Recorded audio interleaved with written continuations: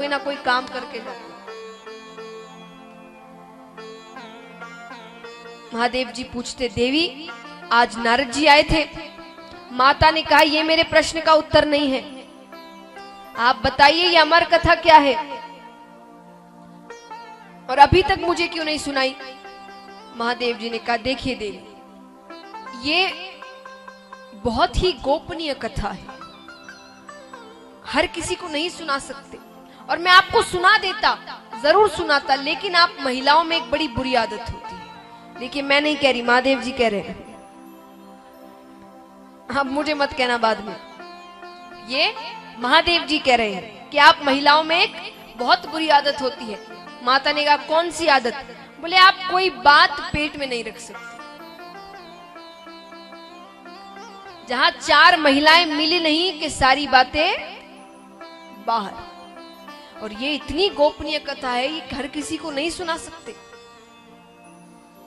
माता ने कहा, मैं वादा करती हूं मैं किसी को नहीं बताऊंगी, आप मुझे ये कथा सुनाइए। महादेव जी ने कहा, ठीक है सुनाते हैं। अब कैलाश पर्वत की ऊंची शिला पर जाते हैं, कल्पतरु वृक्ष के नीचे बैठ जाते हैं। महादेव जी कथा आरंभ करने वाले हैं, पर आरंभ करने से पहले महादेव जी पहली ताली बजाते हैं।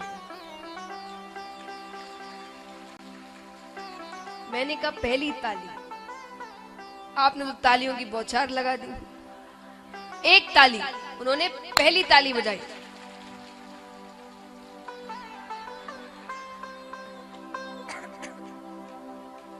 क्यों बजाई?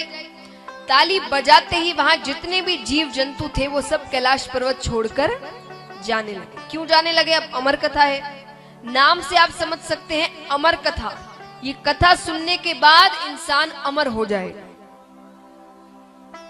हर कोई तो नहीं सुन सकता। तो पहली ताली। अब देखिए ताली का यह महत्व है। हम कई बार कथाओं में जाते हैं, कीर्तनों में जाते हैं, तो जो महाराज जी होते हैं या जो गायक वहां गा रहे होते हैं वो आपसे ताली बजाने को बहुत कहते हैं, है कि नहीं? और आप जितने जो भक्त हैं महाराज, आप सब तो ज्यादा कथाएं सुनते हैं, कीर्तनों में जाते हैं, कोटा के भक्त, कोटा के आसपास के भक्त, यहाँ इतनी कथाएं होती हैं, इतने सत्संग होते हैं, इतने कीर्तन होते हैं, तो आप, मैं तो मानती हूं कि आप तो हर दिन ही कोई ना कोई कीर्तन में जाते होंगे। तो आपको वो जो गायक होते हैं, महाराज जी होते हैं, वो ताली बजाने को कहते हैं। कई बार कुछ जन तो बजाते हैं तालियां, कई झुंझला जाते हैं कि भाई बार बार क्या ताली बजाना, सुन रहे ना भजन। तो ताली क्यों बजाने को कहा जाता है? जैसे यहां पर जितने जीव जंतु थे वो कैलाश पर्वत छोड़कर चले गए। अब जब हम कीर्तन में, कथा में जाते हैं, जब ध्यान से सुनते हैं, तो जीव और ब्रह्म यानी आपका और भगवान का मिलन होता है कि नहीं? ये 3-4 घंटे आप कैसे अपने घर के कार्य, बच्चों के कार्य, पति के कार्य सब छोड़कर सब यहां शांति से बैठे हो कि नहीं? तो इसका मतलब ही आपका भगवान से 3-4 घंटे मिलन होता है। सिर्फ कथा ही नहीं, कीर्तनों में भी आप जाते हैं, वो जब आप भजनों में मग्न होते हैं तो उस समय भी आपका भगवान से मिलन होता है। लेकिन जब मिलन होने वाला होता है ना, तब ये जो मोह माया रूपी जीव जंतु है वो बीच में आ धमकते हैं। जैसे कई बार तो हमारे आसपास ही ऐसे जीव जंतु बैठते हैं जो खुद तो कथा सुनते नहीं, दूसरों को भी सुनने नहीं देते। हर थोड़ी देर में पानी लेंगे आप, सुपारी लेंगे आप, सौंफ लेंगे आप, साड़ी बड़ी अच्छी पहनी है, आप कहां रहते हो, कौन सी बस से आए, कल आएंगे आप, अरे कथा तो सुनने दो।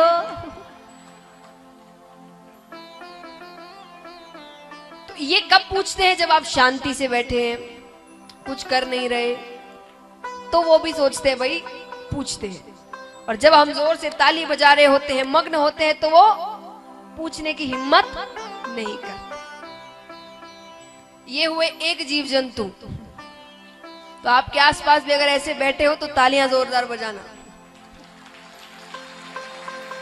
मतलब बैठे हैं। अब सब अपने आसपास वालों को देख रहे हैं कि भाई मैंने तो एक बार भी तुमसे कुछ नहीं पूछा। चलिए, तो ये एक जीव जंतु है। दूसरे होते हैं एक अहंकार। महाराज बड़े बड़े धनपति होते हैं, जो बहुत बड़े पद पे होते हैं, अफसर होते हैं, अपने घर में अपने बच्चे पोते पोती के सामने उन्हें हंसाने के लिए ताली बजाते हुए उन्हें शर्म नहीं आती, लेकिन कथा या कीर्तन में आकर ताली बजाने में उन्हें बड़ी शर्म आती है। वो बड़े एकदम शांति से बैठते हैं।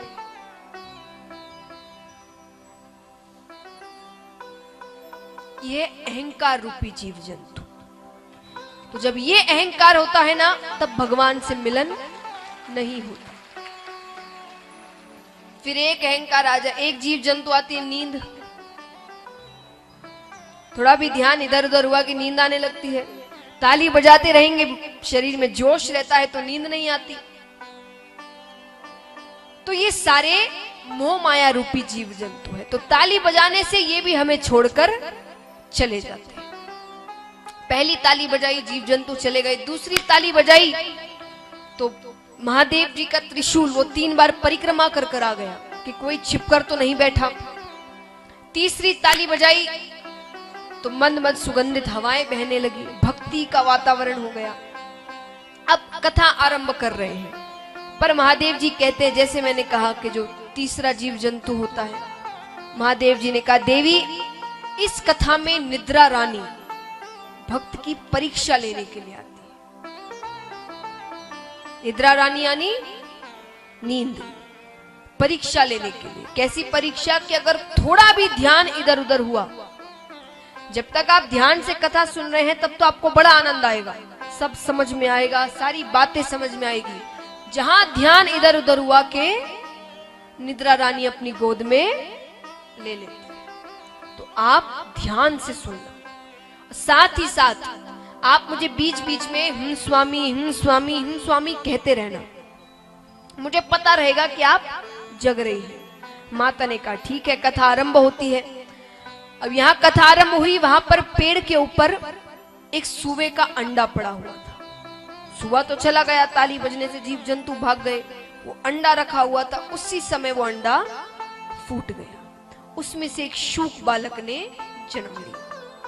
अब वो भी बैठा बैठा कथा सुन रहा है। यहाँ कथा करते करते करते करते करते महादेव जी भक्ति में लीन हो जाते हैं, नेत्र बंद कर लेते हैं। यहाँ महादेव जी के नेत्र बंद होते हैं भक्ति में, वहां पार्वती जी के नेत्र बंद होते हैं नींद में।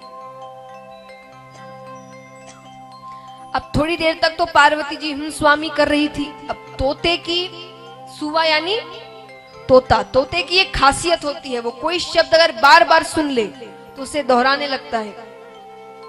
तो माता को उसने बार बार स्वामी कहते हुए सुना।